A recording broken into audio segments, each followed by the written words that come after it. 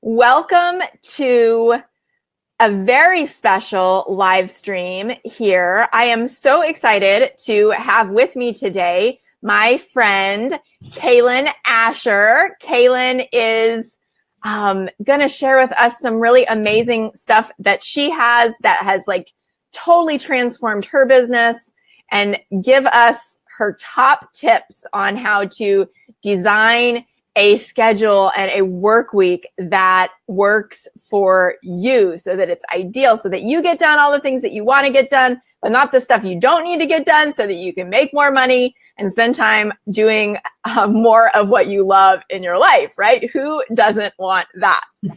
So if this is your first live stream with me, my name is Christine McAlister, and I'm the founder of Life with Passion. I help women to quit and stay out of their jobs to make more money by building online businesses that they love, and doing that with simplicity and a lot of confidence, right? Because I think those are the things that we need. We feel really overwhelmed in this world today. So I'd love if you said hi to us in the comments. Cailen and Christine hanging out with you here. And I'm really excited to introduce you to Cailen. Cailen and I connected about a year ago when I was privileged to be a guest on her podcast, which is called The 3-Day Workweek. And I'm going to share the link to our conversation in the comments later so that you can check out that show if you want. It was just a great connection. Cailen and I have a lot in common. I think she fits right in here as a high achiever who has really created success on her own terms. She's also a mom of young kiddos, and she's living the life. You're up in the Northeast. Is that right, Cailen? Yeah. Between Philadelphia and New York. Awesome. And so Cailen and I were chatting about this, this sort of what's become the centerpiece thing that she's known for in her business and what she helps other women with, which is the 3-day work week, which she lives. And not only the 3-day work week, but like helping you figure out what's your ideal work week. Like that's ideal for her. Maybe it is for you. Maybe it's not. But she is here today to talk to us about her top tips for designing your ideal work week. And I'm just really happy to have her. So say hello to us. And Cailen, I am going to let you share those top tips and we'll dive in. Awesome. Thank you so much, Christine, for inviting me into your amazing group. I've been loving it already. The conversations back and forth and the women that are gathering here. It's such a cool, supportive space, and I'm just so honored that I'm here chatting with you, and it's fun. You know, we haven't connected face to face in a little while, so it's always nice to see you and like just hang out. So yeah. And so I thank you so much for bringing this information to your women, because I know for me, everything changed in my life and my business when I implemented my 3-day work week. It was right after the birth of my first daughter. I now have 2. And a lot of stuff was shifting for me. My business was shifting. And I honestly was questioning, after taking some time off after she was born, whether I wanted to go back to my work at all.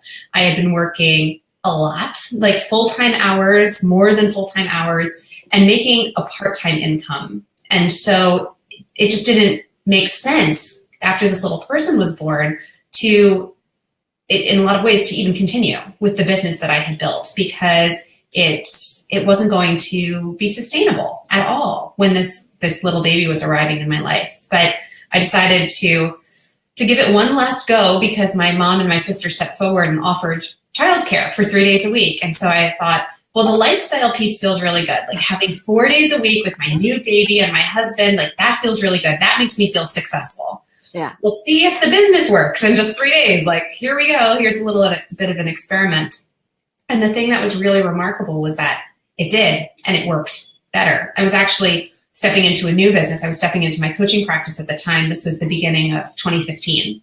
And so it was a new business. It was a new framework for working. I was like, I don't know what I'm doing here, but is this going to make sense for me? And lifestyle wise, it did. And pretty soon thereafter, the business started working really, really well. Like I went from making, $1,000 to $2,000 a month while I was working those full-time or more than full-time hours. And then it working like 15 to 20 hours a week, I started hitting like new milestones, like 4K months and then 5K months and then 6K months. I was like, what is going on? I don't even understand how working less time can be resulting in not just making, crazy, right? Yeah, making the same money. I mean, I would have been happy making part-time income because I was making part-time money, but I was making more than a full-time income working those part-time hours. And I realized I was hitting on something. And so I said that was the beginning of 2015. So I've lived it for 2015, 2016, and 2017. And I realized there's really something to it. And so the middle of last year, I started figuring out how I can really package up the principles behind 3-day work week in a way that helps other women step into their ideal work week, whatever that is, whether they're moms and they need to work during their kids' schooling hours, or they still have a full-time job and they want to start their like side hustle and get that going so sometime they can back away from their full-time work. Kind of meeting women where they're at and helping them with these principles to figure out their best hours and then being super efficient and productive within them so that their businesses take off. I realized that this was a message that needed to get out. And so I'm so happy that you invited me in today to share a little bit more about it. That's awesome. Thank you so much for sharing that. And I'm excited to like dig a little bit into this too, because I think, you know, it's an amazing idea, right? But then like the hows are like maybe the first things that we think, well, how does she do that? That sounds great. I would love to do that, right? And I see a bunch of you saying hello in the comments. So hi, Sheila. Hey, Cailen. Hey, Sarah. Thank you for being with us. I think the first question that I would have for this group is like, do you feel like it's just maybe the first step is like making a decision? Because I think a lot of times what I hear is like people saying, well, it's not enough. Like if I'm not working all the time, then I won't make enough. Like I need to be working in my business or on my business all the time, right? Especially as high achievers, like working is our default, right? Like that's what we've been like conditioned to do. And so that's how we're built. And so does it start with like just a decision that it is enough? I think, yeah, you're kind of hitting on the whole mindset piece, right? We've been hearing so much in the past few years about the relation between mindset and business. And this is where it really comes up in the context of 3-day work week. It's like, how can I make more money working fewer hours? How can I possibly create the success that I want by if I'm not like busting my butt 24/7? Like isn't that the way we achieve success? And it's a bit of a reprogramming to first of all, find some examples of women who are making it work. Like there's lots of us out there, and it's just a matter of really, you know, finding them and to start reprogramming that story you have about what it takes to be successful, what it takes to be successful in the way that you want. A lot of us are subscribing to, I believe, a more masculine version of success of like, okay, you hustle 24/7, you put in the time, and then someday you'll reach this tipping point. And it's more of like the corporate model where you have to like climb up the ladder and put in a good, 20, 30 years before retirement. I mean, a lot of us we love our businesses. We're not even thinking about retirement. It's not like we're trying to get to this pinnacle and then we'll have time. It's like if we're not building in time along the way, we're not ever going to have time because we're just going to keep working, and our businesses, yes, they'll grow and expand and more money, but with more money and more business, there's a lot more stuff to do. And so if you're not setting these principles in place from the get-go, it becomes really hard to build them in later. And so what I like to remind people of is that the journey to wherever you want to go has to align with that destination. So if you're stressed and worried and pushing yourself and burning the candle at both ends and feeling completely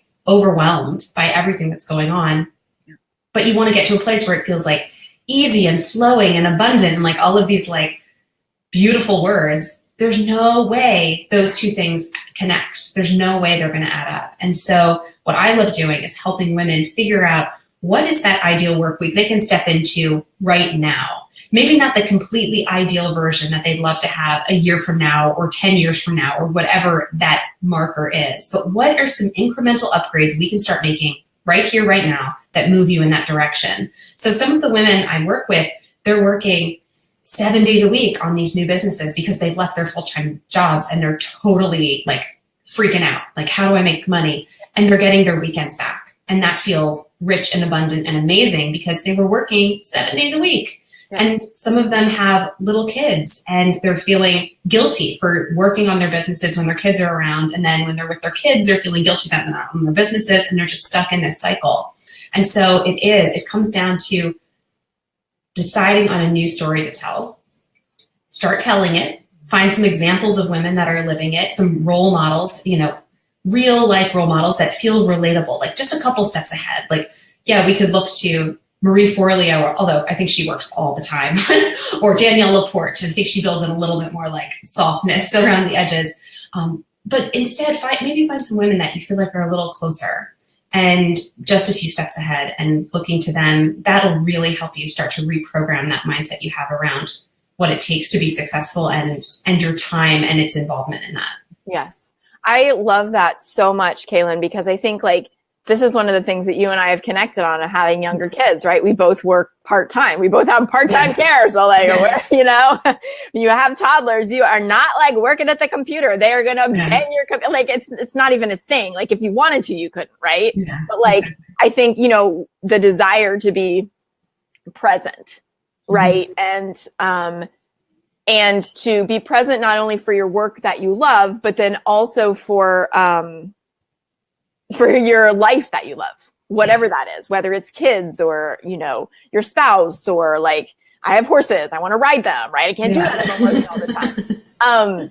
I was just talking with a client about this morning, and Belinda, that it is an interesting point that Cailen brought up about a masculine version of success, because we were talking about how a lot of us really in corporate, like you said, climbing the ladder, being high achieving, all this stuff, we learn our culture is very, very masculine when it comes to work. Mm-hmm.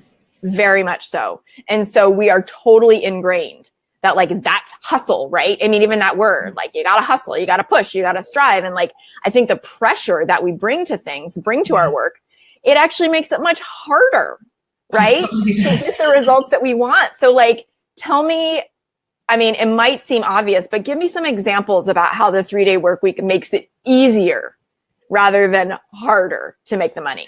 Yeah. So what happened for me and what I've noticed that is happening for the women who have moved through the program is that they're essentially designing the beautiful container in which their success can be created, and the success that they want, not somebody else's version, but the success that truly feels good and right for them. But without the container, it just kind of bleeds out. It goes everywhere and you go in a bunch of different directions and your head's all over the place.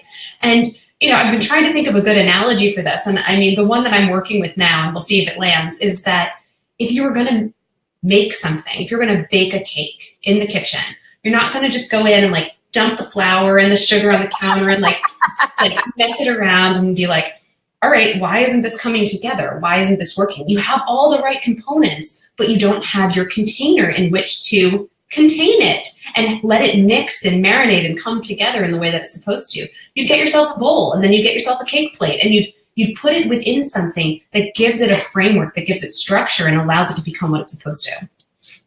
I love that so much. I love that so much. A couple of comments here. Mallory asks, I might have missed this, Cailen. Do you still have a coaching business as your current business? Yes. Yeah. So I have both one-on-one clients, and then I also create programs and self-study programs, but all are related to this concept of working less and making more and living a better life. Yeah, so the coaching piece is still there. It's something I would miss, not having those one-on-one clients for sure. Totally. And then Mallory also said, I think it's hard to switch the mindset going from a full-time job where you have to be available all the time to a work-from-home lifestyle, creating that right structure. Oh my gosh. I think we would both agree with that 1,000,000%, right? For sure. And you hit on it, Mallory, that it is mindset. Mm-hmm. It's moving from an employee to an entrepreneur mindset where you don't have to be attached 24/7, hiding in the bathroom and reading your emails like I used to, mm-hmm. right? So that your family will stop judging you for working all the time. Yeah. But instead, being willing to set the boundaries and like declare what you want, right? Which is, I want to work less and make more. And I have a belief that that's possible, right? Yeah. Yeah. And I think for me, and I imagine a lot of your women in this community feel the same way. I totally believe that I have the power to create my own life. And because of that, I've decided to create this business. And why does it stop there? Why can I not also create the way in which my success manifests? Like, why do we think creation stops at a point of like, oh, I can create my life and, figure out what I want to be doing with in my business, but I have to the only way I'm going to be successful is by doing this. Why does the creativity end at a point and we're like, oh, and now I have to do what everyone else says that I need to do in order to be successful. I need to work 24/7. I need to hustle for, however long, months, years, decades. And then one day I'll be happy and successful. Who's saying that? Why not take it full ownership of everything and decide how you want to create all of it from, and how you manifest the success too. That's part of it. That is so powerful and like empowering, right? Yeah. Just like on every level. I believe that I get to create the life that I want. And I believe that that crosses everything. Yeah. I love that so much. It's really, really beautiful. Mallory says, I think another aspect of creating your desired work week schedule is being bold enough to set boundaries with your clients, which I struggle with. Totally. Why don't you say something about that, Cailen? Yeah, so I was actually just having a conversation about this earlier with a friend of mine about having those healthy boundaries. I think a piece of it is having systems and automation in your business. When you know that you have beautiful welcome sequences running on automatic and you have some content scheduled out. Maybe you're in touch on a weekly or bi-weekly basis via your newsletter, and you have social media posts that are going and making you a presence and fostering those relationships that you're building. It's easier to give yourself a break and a little breathing room around those immediate things that come up because you know that your people feel heard and they feel connected to you. And I think it's also important to remember if you're feeling like you need to like be really responsive to clients like instantly, that often comes from a place of insecurity, of not having enough confidence to realize that you've got it going on and you're giving so much to your clients. You don't also need to give every single moment that they desire you to pay attention to them for you to instantly pivot and do that. And you're actually setting up a really unhealthy balance because there's going to be a time when you disappoint them. There's going to be a moment when your kid is sick or something comes up or, something happens where you can't instantly be there for them and they're going to really feel it. Instead of setting up a little more spaciousness in your business where if they're not getting in touch with you during those hours where you're able to be reached, they need to wait until the next moment when you are available and are ready to give to them. Yeah. And it's a healthier give and take in that way, for sure. Yes. Oh my gosh. So like, that makes me think about, it helps them take personal responsibility too, right? Instead of just like, oh, I am panicking, I'm going to put that on Cailen or I'm going to put that on Christine, right? Like, not that we have clients that do that, but like, I'm going to put that on someone else, as opposed to, I need to take responsibility for my own life, figure out what it is that I need, and ask for that in the container in which it's available. Yeah. Right? I actually had a really interesting thing just happened to me this morning when I started my workday, and I realized I opened my email from a client, and she's apologizing for having emailed me 2 or 3 times previously. And I realized I hadn't even seen those yet because they all came in after my workday ended. But because I wasn't in my inbox, feeling like I had to respond to her, she had sent me like something she wanted me to look over, a draft of something she was creating. And then she sent me 2 revisions of that draft by the time I had finally, got around, 12 hours later to responding to her. So had she not had that time, we would have been having this weird back and forth, and she had more time to make it even better on her end. And I was able to give her feedback on the draft she actually wanted me to see. Yes. Yeah. Where if I had taken time, at 8:00 last night after my girls went to bed to revise this, and then I get an email from her today wanting me to look at something different, I would have felt kind of annoyed at her for doing that to me. Where instead, I didn't think anything of it. I was like, oh, who cares? You sent me 3 drafts. I'll just look at the most recent one and we'll take it from there. Yeah, I think that's awesome. I think too, let's be honest, it was 12 hours, right? Yeah. And we're not talking about abandoning your clients for a month at a time, right? You're still, but then when you're present, you're fully present. They're getting your best, most engaged mind, because there isn't a kid tugging at your leg or crying because, they want your attention as well. Right. And you're showing up from a place of confidence, and availability, because you're both working inside that container, that boundary. But I also want to say, Cailen and I are having this conversation because we know how great it feels. It wasn't always that way for either of us, right? This is not if you're listening or watching this and Mallory's saying, I think I've allowed myself to be too available to my clients. I'm working on reversing this and creating better boundaries. Cailen says, yep, I love that. I need to keep that in mind. Sheila's saying, yep, I feed to the bathroom and I hate that I feel I have to do that. That's okay. That's why we're having this conversation, right? There's no shame. There's no guilt. It's just, we're here talking about how it is possible to create something different, right? Yeah. Yeah. And making comfortable steps in the direction of where you want to go.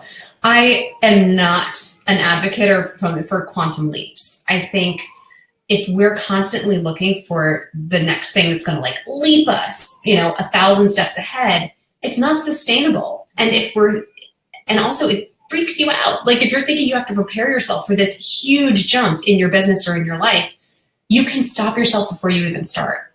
Where if we're looking for these little shifts, okay, well, I normally instantly respond. I get, a notification on my phone, a client contact me, and I instantly get back to them. Maybe first of all, turn off the notifications on your phone. And secondly, just give yourself an hour to sit with it. Just let it digest, give it some space, or let it sit until the next time you are planning on checking your inbox, so that it's at least a little bit more on your time frame and your terms. It doesn't have to be about being inaccessible or rigid and, making your clients not feel heard or listened to because you love them and you want to be working with them. But at the same time, if there's not a mutual respect of time, you're undervaluing what you're offering them, because our time is our most valuable asset. There's a lot of talk about money and making more money, but until you get really clear on how valuable your time is, you're not going to be able to hit those income goals. Yes. I love that tip of taking and starting small, right? Starting with simplicity. What are some other tips takeaways that we could start to implement to bring this shift about? Yeah. So the first thing I love having people do is a time inventory. And so this isn't, I know this isn't super fun sounding and it's not sexy, but it's a really practical tool and it's really easy. It's really simple. And you can start doing it right now if you want to. And so the key for this is for the next few working days or the next few chunks of working time, if you're still working around a full-time job or something, just track what you're doing during that time. So set a timer. If the simplest thing to do would be set a timer on your phone for every 60 minutes. When it goes off, take a moment to write down what you did during that previous hour. The clincher is try not to change anything yet. Just be a witness to how you're currently spending your time and what you're spending your time on. And this is going to give you so much data about how you're functioning in your working hours that's what you need in order to make change. Until you're aware of what's going on and what's possibly going wrong, it's really hard to make a change. Yes. Once you have that, at the end of your day or at the end of this time inventory process, just rate and review. Go back, maybe on a scale of 1 to 10. Did I hate it? It was a 1. Did I totally love it? Want to do it all the time forever? That's a 10. And just see on that spectrum, where are you spending most of your time? If you want to add one more layer, I would recommend asking yourself, is this planting a money seed? Is this something that is going to expand my business, grow my community, and bring in income? And so you'll have this really rich data about, are you doing stuff you're good at and enjoy? And is it pointing you in the direction of growth, expansion, and more money? And if most of your time is not spent doing those things, you know it's time for a change. Yes, I love that. So income producing activities, right? Or Yeah, potentially exactly. income producing. And like, you know, Todd Herman, you might also notice yourself, like whether you're context switching, right? That's what Todd Herman calls it. Where like you do something for 60 minutes, you're probably doing 10 things in that hour, right? As opposed to like, you know, one thing and getting it done or whatever. And I think that's kind of how our brains work. It's frenetic. Things are pinging us all the time. And that like lends to more overwhelm, notifications here, there. Oh, Facebook, you know, like I always say, it's like a casino. They want you to stay on the platform. You get your little notifications. I got to check and see what this thing is, right? You can't find your way out. And so I think like it's a really kind of gentle approach to getting a handle on just basically just how much time you're wasting, right? Yeah. So once you do that, then you can go, oh, well, maybe if I like opened 3 less tabs or stopped refreshing Facebook or like whatever the thing is, then you have the opportunity to actually create a lot more space. Maybe you could work, maybe you could do everything that you think is taking you 60 hours a week now in 15 hours just by doing this exercise, right? I love that. Yeah, it can result in really powerful shifts, even if you do nothing else. And this is the first step, like the first module of my program. And just from this, people were having so many breakthroughs and so many ahas of like, oh my gosh, look at how I pivoted from this task to this task to this task and then I kept doing that. Like, what if I just batched each one into its own container within the workday or within the work week? And then you're not switching, because like you said, with the whole Tom Herman thing, I'm pretty sure every time, like the number is about 20% of our efficiency is lost every time we switch our focus, because we have to like recalibrate, focus on something new, use different parts of our brain. Like all of this stuff has to switch for us when we switch between tasks. So that one of the things I love doing, you know, in my coaching schedule is that I coach bi-weekly. So on my A weeks, I have my clients. On my B weeks, it's totally open for like content creation and, you know, really big projects that are on the horizon. It's open for all of that creation mode, so that I'm able to be in coaching mode one week, and the next week I'm in like creative business mode. And it allows me to dive really deep into that energetic space so I can be super productive and efficient. But if I had like coaching clients smattered all over my calendar all the time, I would constantly be chopping up that focus that I could possibly be giving to something that's really going to bring something new into my life or into my business. Yeah, I love that. I completely agree with you. I do the same thing. I'm going to check the comments here because we had a bunch. Mallory says, powerful. Joanne says, hi from Nairobi. And that we are 2 of her favorite coaches. Thank you, Joanne. Oh, yeah. Hi, Joanne. Mallory says you could also figure out what tasks are similar and chunk similar tasks together to work on being more efficient. Heather says she has 30 tabs open. Hey, we've all been there, Heather. I totally get that. Maybe just close one. So tell us a little bit more, Cailen, are there other tips? Like, is that enough to get us started? Like, fill us in here. Yeah. So that's a great way to get started. But then just I don't know, just on your end, I'm getting a lot of feedback now. No. Still getting it? Let me see. No, not anymore. Perfect. Yeah, I was hearing my own voice, so I'm like, I'm not going to be able to say anything worthwhile. Okay. So we did the time inventory. We rated and reviewed. The next piece, which someone just hit on in the comments, is the organization of it, the optimization of it, and possibly outsourcing. So this is where batching comes in. If you see that you have some similar themes occurring again and again, batch the similar pieces together. So you know you're handling all of your like email writing for your newsletter, or writing your new sales funnel, or working on your new program, or working with your clients. You can put them all into the same time or in the same day. so that reduces your kind of like ping pong action back and forth, allows you to maintain that steady focus.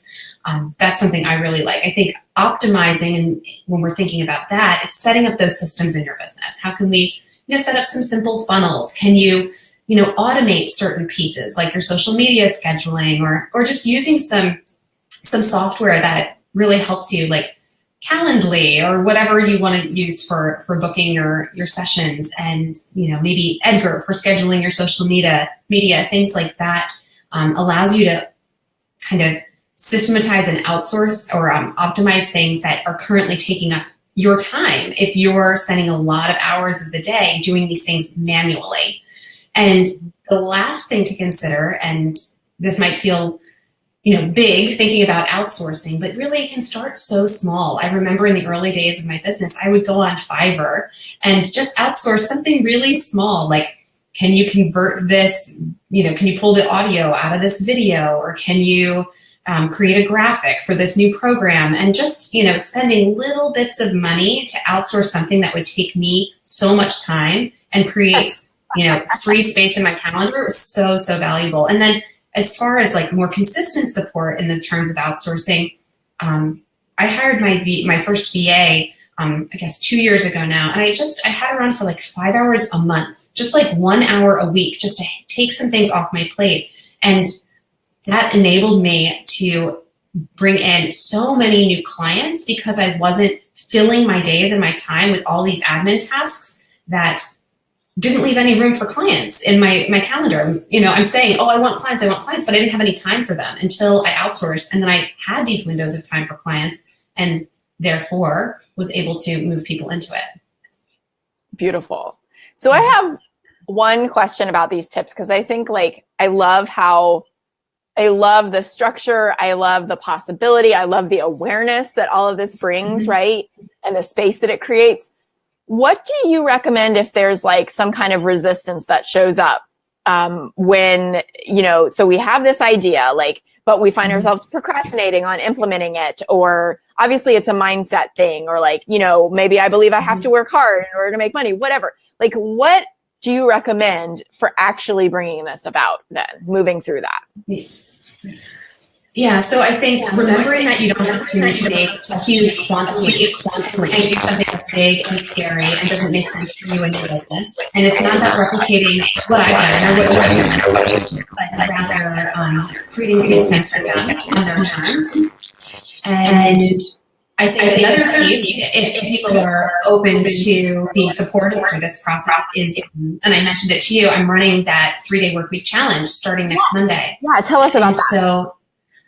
So the challenge kicks off on January 15th, and it's a 5-day experience. And during that time, I'm going to be leading you through the process of making some incremental upgrades in your health, your wealth, and your relationships. And so this is going to get you living into your ideal work week, your ideal lifestyle right off the bat. So it's a really powerful way to remind yourself that you don't have to wait for the things that you're really desiring in your life and your business. You can start building them in to your schedule, your work week, your life right here and right now. And we're going to be doing that in a super supportive community. We've already got hundreds of women signed up.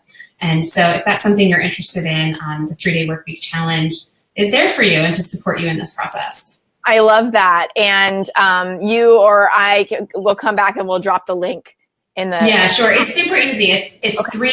3dwwchallenge.com, 3-day workweek, 3dwwchallenge.com. www.challenge.com. Okay, cool. Yeah. So that is where you can join up with the 3-day workweek challenge that, if you're watching this in real time, starts in just a few days' time, with Cailen leading 5-day challenge, which sounds amazing. Cailen, do you have time for a couple questions if people have them? Yeah. Okay. Thank you, Mallory, for typing that in. Who has questions? Anybody have questions? We will take a couple minutes here and let you ask Cailen, the expert on the 3-day work week, how she does it. I know I'm wondering, Cailen, I think a lot of people here are maybe just starting to think about outsourcing for the first time. So what were the first admin tasks that you you mentioned like design, stuff like that on Fiverr. What were the first admin tasks you had your 1 hour a week VA do for you? Yeah, so the very first thing I outsourced in a big way, I'll say like an actual investment into it, were actually my Facebook ads, because I was running a launch and I had been fighting with Facebook ads for years. And I realized it would feel so successful to spend a little money and have someone handle this for me. So that was the very first thing. But I think in doing that, I realized the best thing to start with is something that you don't enjoy and aren't good at, because it's really easy to hand it off. And so whatever those items are for you, that's a great place to start. For me, she started with handling like all of my social media scheduling, like all of the stuff I was creating that I wanted to kind of just be out there to keep my presence, you know. She started handling all of that for me. And I love being in the creation mode when it comes to like writing my emails for my community and, you know, filming my podcast and things like that. But I didn't like the production mode of actually like copying and pasting and editing and all of that. And so she handles all of that. I create, and then she does everything to make it look beautiful and actually get it out to my people. I love that. And like, Cailen asks what's the best thing to outsource first. So like, she's right there with that. Hopefully that answered your question, Cailen, since I asked it as well. And Laura said that your challenge sounds like a great one. So that's awesome. And Mallory says, that's exactly what I tell my clients. What do you hate, right? Like, what do you just hate? You know, what are you what are you going to procrastinate on so that it doesn't actually get done? Or when it gets done, it takes so much flipping time, right? Yeah, so I love that. All right. Maybe we have answered everybody else's questions. But Cailen, thank you so much for being here and just like sharing such awesome tips and insights. Cailen's great, isn't she, everyone? So check out her 3-day work week challenge. Mallory has already posted the link. Thank you, Mallory. I will post the link to Cailen and I's conversation on her 3-day work week podcast, so that if you just can't get enough of the two of us, you can listen to us chat some more on her website. And definitely get in touch with Cailen. Join her challenge if that's something that you're interested in learning more about, which I'm sure that it is, because that's why you're here watching this, right? Live or on the replay. Cailen, are you available if people have any more follow-up questions for them to tag you in the... Yeah, please. Okay. I love that.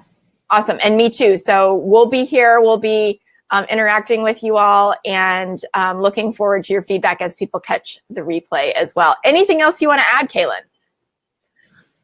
Oh gosh, I think we covered a lot. I think we did a lot of good stuff here, a lot of good conversation. So I think the biggest takeaway would be like, this isn't about overhauling your life and your business. And even if 3-day work week is eventually like the dream, let's make some steps like right now, meet you where you're at and get you moving in that direction. And the challenge will be great for that. I love that. Yeah. Awesome. Well, we will say goodbye, everyone. Have a wonderful day, morning, evening, depending on where in the world you're watching and what day you are. And we will talk to you soon. Bye. Bye.